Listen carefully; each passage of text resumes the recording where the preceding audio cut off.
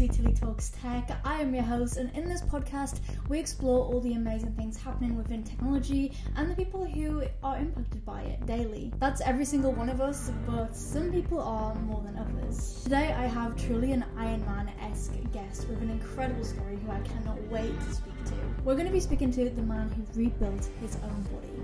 Picture this, you're climbing an icy cliff face, hundreds of feet in the air, mentally and physically on top of the world. But then the conditions become so dire, one thing leads to another, and in an instant, your life changes forever. That's what happened to Hugh Herr. He lost both legs below the knee, and then he decided to build better ones. Herr isn't just a survivor, he's a pioneer. Today he leads the Biomechatronics group at MIT's Media Lab, where he's redefining what human bodies can actually do. His lab builds limbs that feel, move, and adapt like the real thing, sometimes even better. He calls disability a design problem, and he's solving it with robotics, neuroscience, and a vision of a future where human limitation is optional. Today we're talking about the future of human body, cyborgs, bionics, and the mind-bending possibility of engineered evolution.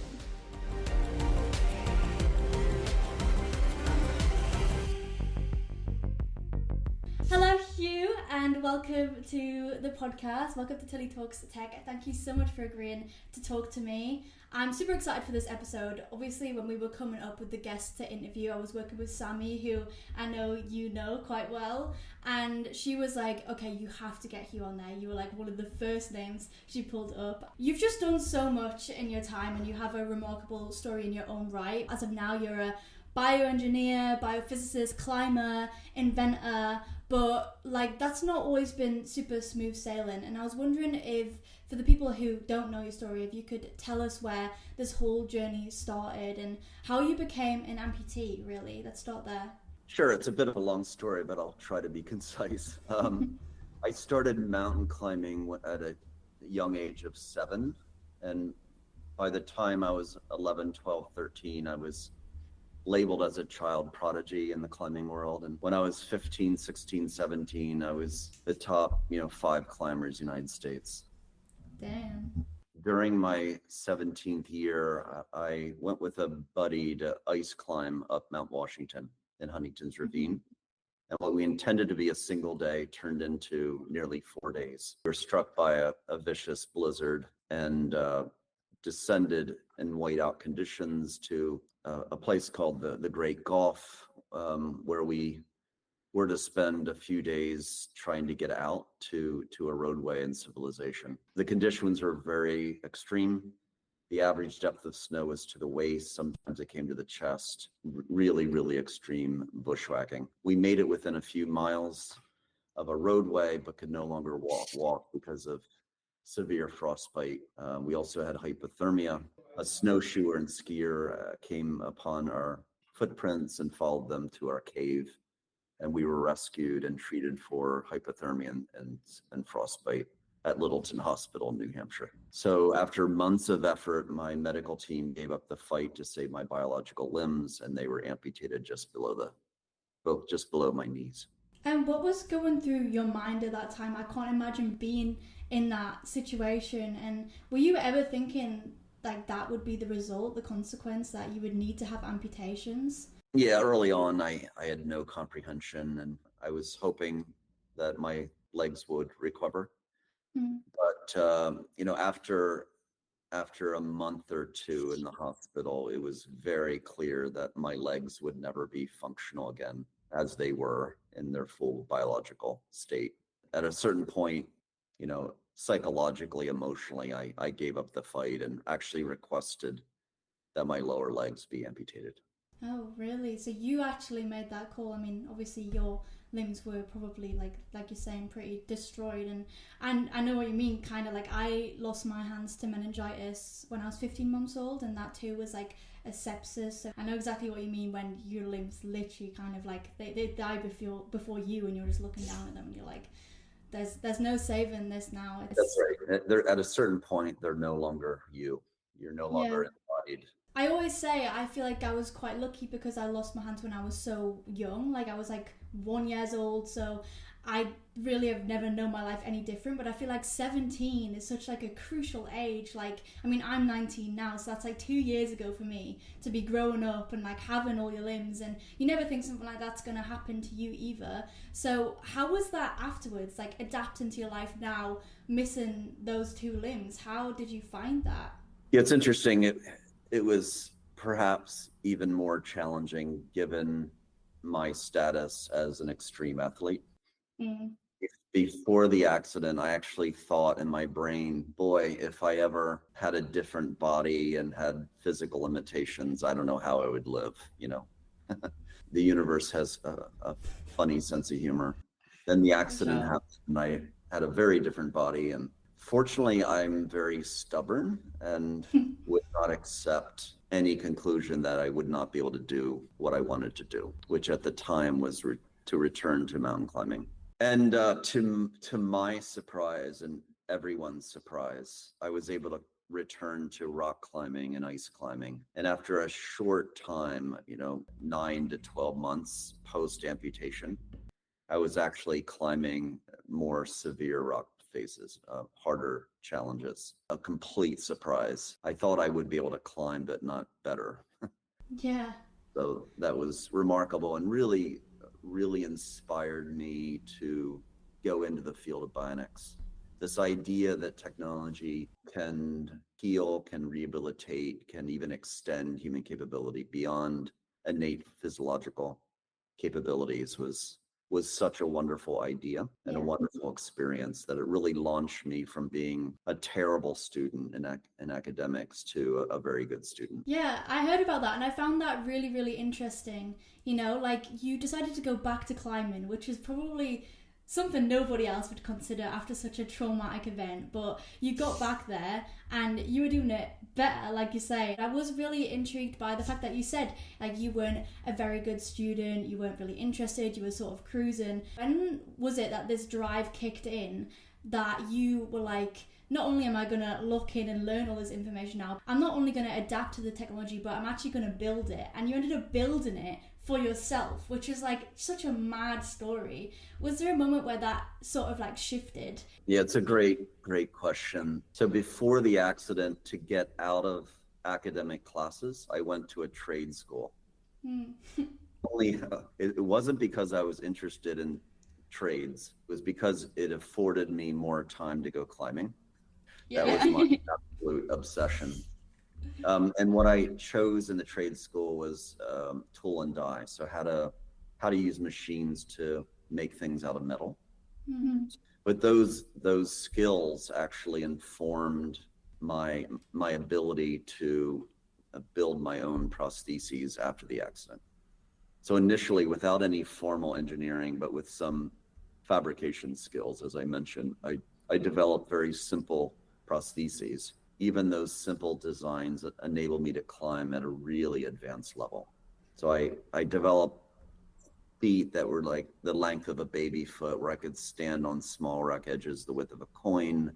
I developed spike feet that go into ice. I adjusted my height so I could be much taller or shorter than I was biologically. So I could reach handholds or get crunched up and more easily go through awkward climbing maneuvers. My legs were much lighter than flesh and bone. So given I had the same strength in my arms, I could do more pull-ups. So I was actually stronger with this new body. So because of that example, I became inspired and I imagined a future where technology is so advanced that across all physicality, persons with amputation would be augmented. That's what drove me into the classroom again. Okay, so I need to learn math and chemistry and physics and engineering to be in a position to design these visions that I was imagining on the future of tech. Yeah, that's super, super interesting. And it's mad that it all stemmed from you being brave enough to like go back out there and start climbing. Like you said, when you had to get amputated, you're thinking like you're doomed, like you're used to your body. How are you going to adapt to this new body now? And you think climbing a mountain is going to be a really difficult feat. So I like really applaud you for the bravery of going back out there, doing it. And then in doing that and taking that step, you discovered that actually it could be even better. And that is something I feel like is going to be a massive theme in the future. I mean, we already see it like in the Paralympics and things like that. The legs getting better and better to increase speed. You found a way to actually become lighter and stronger. Brings me to talk about what you're doing today, because you're leading this wave of technology and building at MIT, which is obviously such a distinguished university. What's the core mission of the Biomechatronics group there? Like, what is your drive and passion? What are you all trying to achieve? We're building systems to achieve two goals. One is a person with an unusual body like you and I will have these extraordinary technologies to achieve our physical goals. And the second goal is a person with a normal, usual body will also be augmented. So those are two kind of dimensions of our work. We're building interfaces in the lab, and there's three interfaces. One is mechanical. So there we're trying to understand how to attach a device like a prosthesis or any wearable robotic device to the body mechanically, so it's healthy and comfortable. So we're looking at invasive and non-invasive strategies. We're exploring osseointegration, where typically a titanium shaft goes through the skin membrane into residual bone, and then the bone grows into the titanium, and then that serves as an attachment point for the prosthesis mechanically. We're also developing new digital pipelines to develop non-invasive interfaces, like, for example, the socket or the interface between the orthosis brace and the body. So the second interface in the lab is connecting the brain to the mechatronics. So our goal is to connect the peripheral nervous system, muscle and nerves, to mechatronics, so a person can think and have agency or volition over their mechatronic body part, and also to feel the mechatronic body part as a natural percept, like touch or like proprioception, where you feel the position of your joints. So that's the second interface. The third is we do robotics, and we figure out how to design feet and ankles and knees and elbows that emulate the dynamics of their biological counterparts. So those are the three dominant interfaces. We develop these massive systems that involve all three interfaces, and we put them on humans and test them in first ever clinical trials. Amazing. Like, you're listing some of the features where like that I would die to have right now. Like, literally, like, top of the list for me, I've always said since I was wearing prosthetics, it's like some sort of haptic feedback, something like that. I feel like would just open so many doors. It's the reason I sometimes wear just one, so that I can like navigate and have a good grip on this side, but then feel and stuff on the other side. So yeah, you're right. It's like it's a proper like pie of all this stuff that you've got to consider. I feel like if I were to look inside your lab, it would be something totally like a sci-fi utopia, and but this is the closest I'm gonna get to like learn of all the underground secrets. You should come visit. I would love to come visit. Hell yeah. How actually close are we to restoring that like full human sensation? Are you allowed to give those little spoilers? Yeah, the field is getting closer and closer. We're now developing bionic limbs that a person can control the limb with their brains. Wow. And systems that feed back not only the sense of touch, but also the sense of proprioception, or where the limb is in space. And we're to the point where that bidirectionality is sufficient, where a person feels embodied with their prosthesis. So when you ask the person, what is your body, they include the prosthesis. For you, as an example, when you close your eyes and imagine your body schema, what is your body? Does it include the prosthesis? That's a really interesting question. Are you asking me right now? Yes, I am. You thought you were interviewing me. I'm actually going to. I know. You caught me off guard. I definitely do like resonate with my prosthetic. I mean, I've been wearing them so long now that even that extra thought process that goes into triggering the muscle sensor, even that becomes second nature. I do definitely like adopt my prosthetics as part of me. I think I was talking about spatial recognition and stuff when it comes to prosthetics, and if they could understand what was around you and act accordingly to pick up like a cup or something like that. I was saying, I think that would be really cool. I'd be really down for that. Whereas I was speaking to some other people who were really against it because it felt like their hand was making the choice and being kind of sentient and not actually them. But my response to that was, I really do see my prosthetics as kind of like a companion, you know, like I know they would be doing stuff for me. So in that regard, I would be happy for them to have a mind of their own, kind of. So maybe they are separate from me in my schemata in that way. I feel like some sort of sense of touch would just take that to the complete next level, and then there's no way I could reject it, you know. We think with full brain neural integration into the prosthesis that the prosthesis will become the human. Just like, my biological hand is me. So Yeah. it's not a companion, it's actually me. Yeah. What the field is discovering is if you can think and move the mechatronic device, and if you feel it as a natural touch and movement sensation, it will become you. It doesn't matter what the limb is made out of. It could be made of flesh and bone, or it can be made of titanium and silicone and carbon. Doesn't matter. And I personally opt for the titanium. Yeah. So our goal is to do that nervous system integration so that we're rebuilding bodies, not just building powerful devices or powerful tools.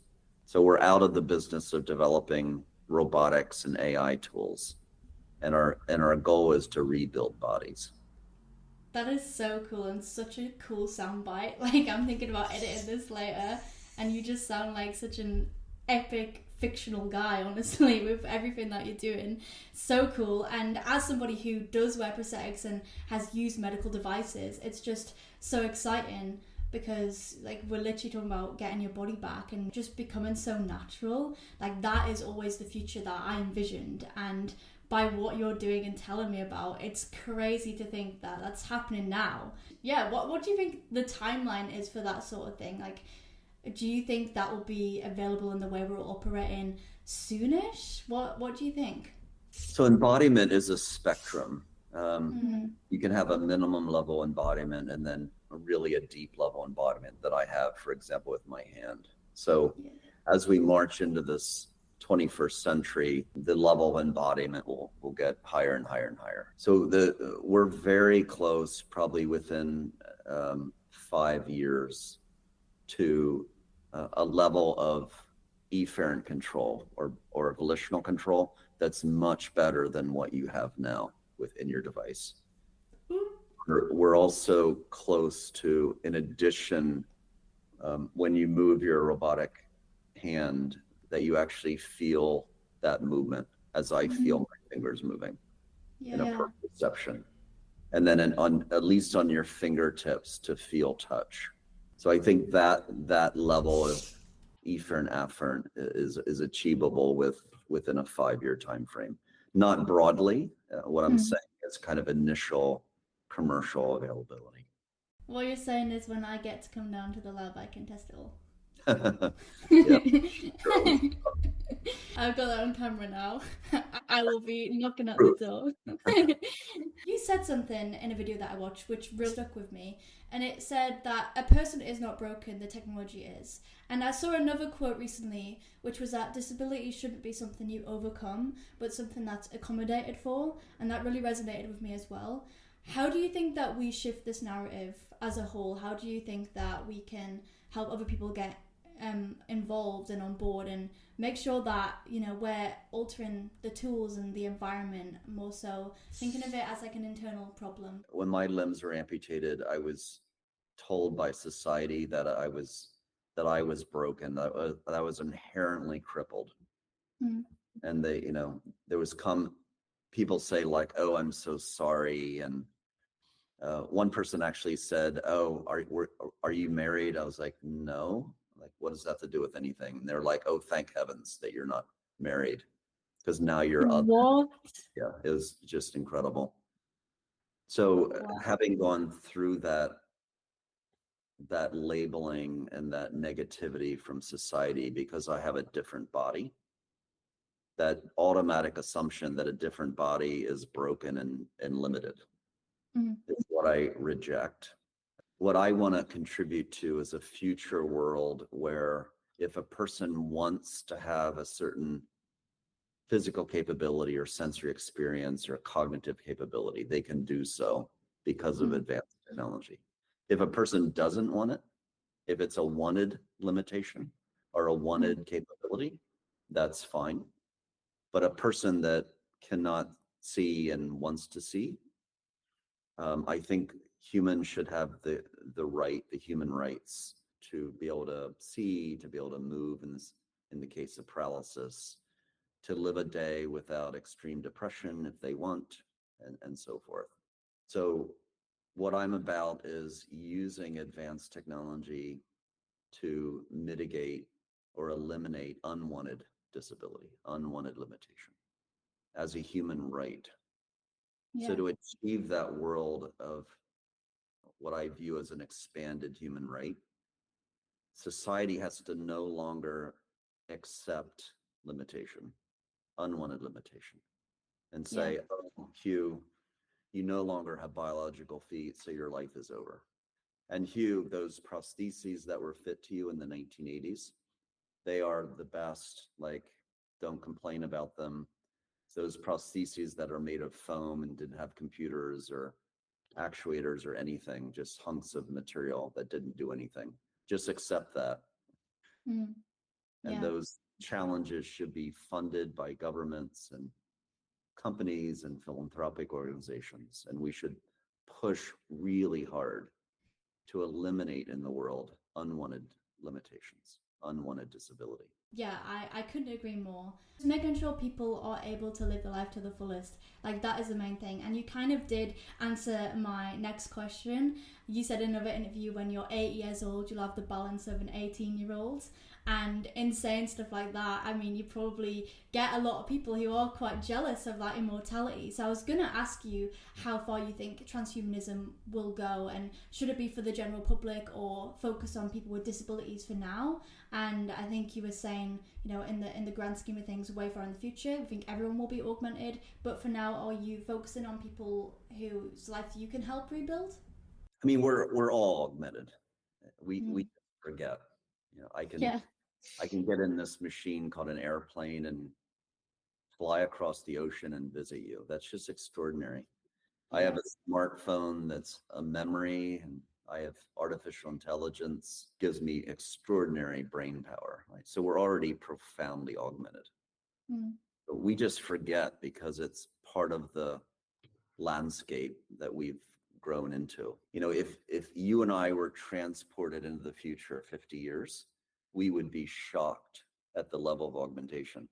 But those species or humans or whatever they are in 50 years, they would be like, do you think we'll ever have human augmentation? The same question. We have a decision to make as a society. I hope augmentation continues to happen. Mhm. I hope our very bodies become these palettes of creativity where we can transform our brains and our sensory experience and our physicality in all kinds of interesting ways. And that if we get it right, we will give humanity the tools that will expand who we are, that will expand human diversity and not reduce diversity and not reduce choice and individual freedoms. So that's the fork in the road. We can use technologies to collapse human diversity, to make human beauty and intelligence even more narrow than they are today, or we can dramatically expand human beauty, human intelligence, and so on with technology. So that's a critical forking. Yeah. I think we'll get it right, but we need to push against approaches that will collapse human diversity. For example, if you give future parents the choice to design their future baby, that Mhm. would probably be horrific.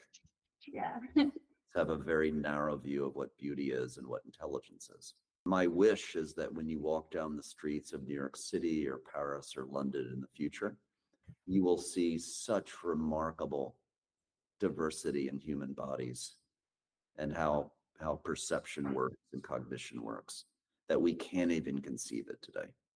That's my wish. Yeah. Gosh, it's literally so interesting hearing you speak. Like, you speak in such a like intricate manner, and it just hits every nail on the head, and it genuinely gets you really excited. Like, I'm so excited for the future, and I'm so glad that there's people like you behind it who are building it, and are building it with such care as well and thought for these things. It's been so fun talking to you, and I'm gonna let you go and live the rest of your day and not take any more of your time. But I do just have one more quick fire question for you. Are you ready? I'm ready. Okay, describe your vision for the future of human augmentation in 3 words. 3 words. Only 3. I can do it in 4. Okay, let's do 4. I'll let you off. The end of unwanted disability. Sick. Perfect. Thank you so much, Hugh. It's been amazing chatting to you. And for anybody who wants to keep following your journey and your work, where can we find you? Do you have anything you want to plug? I co-direct the Kaylee Yang Center for Bionics at MIT. That's one of the incredible entity that's helping to push humanity into the future. Perfect. And other than that, you're a mysterious man. Thank you so much, Hugh. Thanks for chatting to me, and hopefully I'll get there in person one day and test all this cool stuff for real. Wonderful. Bye. No.